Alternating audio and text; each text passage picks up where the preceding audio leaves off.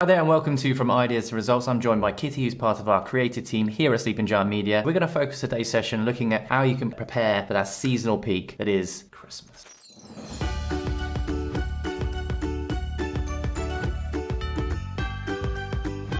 Seasonal content ideation, where do we kind of start with that? People often mistake seasonal content for just blogs about Christmas, the top 5 Christmas trends. It's a lot more than that. It's preparing your landing pages for your specific products to prepare them for a peak amount of traffic that hopefully, if you do things right, will be coming through. It's preparing product descriptions, ad copy, social media content. All of that is now needing to happen in this lead up to Christmas, Halloween, Black Friday, Thanksgiving. Something to draw out as well is a common mistake about seasonal content is that it ends at Christmas, that's your peak, and then it ends. That's actually not correct. So the main amount of kind of sales and traffic that comes through is actually after Christmas and between that and January. So this is a really big time. It's like a whole quarter that content needs to be working really hard now. And I guess in terms of kind of advice for people, what should they start thinking about kind of right now? Something about seasonal content is that it really taps into the emotions around the Christmas period and the changing search habits and search trends in this period. So this is where you need to keep a really close eye on user searches, search queries, and what people are searching for, and creating content that taps into that and answers those questions. So something that's really important at the moment is that retail content, people often overlook the importance of informational queries. They think, oh, obviously it's transactional queries, people want to buy eyebrow serum, let's do loads of content about that. But actually increasingly today's consumers are really focused on decision making and comparing, and they will visit multiple different websites before making a purchase, and the queries that they're searching for are questions and inspiration based. So what can I do with my eyelash serum to get the Christmas tree brow trend? So it's that kind of content. And how does that play into sort of AI overviews? We talked about that a number of times. How does that work with this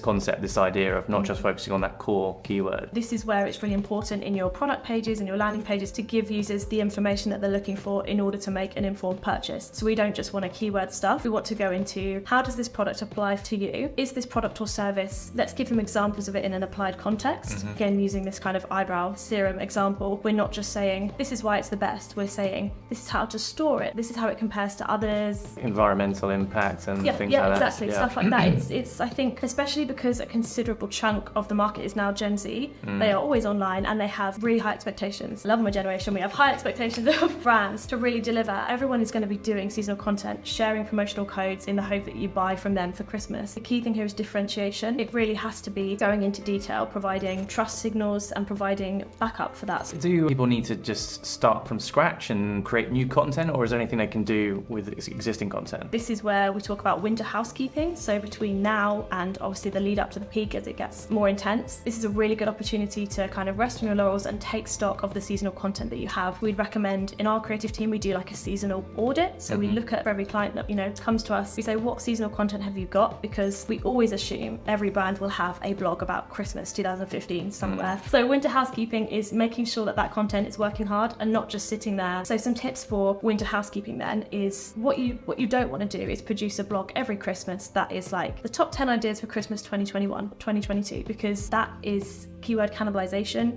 it's duplicate content, and it's diluting your search traffic unnecessarily. So what you need to do is re-optimize a really quality piece of content every year to make sure that it's relevant, that it has as much information in it for users as possible. So this would be a really good opportunity to check that you don't put the dates in your visuals. So, Christmas 2022, and then if you're reusing that visual, that's obviously also your URLs. Your URLs, exactly, yeah. And again, moving on to kind of the product pages as well, what sort of things could people be looking out to help kind of optimization there? So first of all, considering the user experience at every stage. So people don't just end up on your product pages, they're sent there from ads or from other blogs. So consider them all landing pages. What you need to consider here is the experience. So make sure that your landing pages are really consistent with your ads. So if you use certain visuals, the CTAs are the same, that's important. That will also help with things like keyword quality scores and ad relevance. So it ties into your page strategy as well. That's really important. Also, trust signals on product pages are becoming increasingly important. Again, sort of reviews, anticipating the kind of questions that users are going to be asking specifically around the seasonal period. So delivery is really important. Price, discount codes, putting those front and center is a core thing to do for product pages at Christmas. Putting you on the spot, if you had to summarize what people need to consider for the seasonal campaigns, give us 3 words.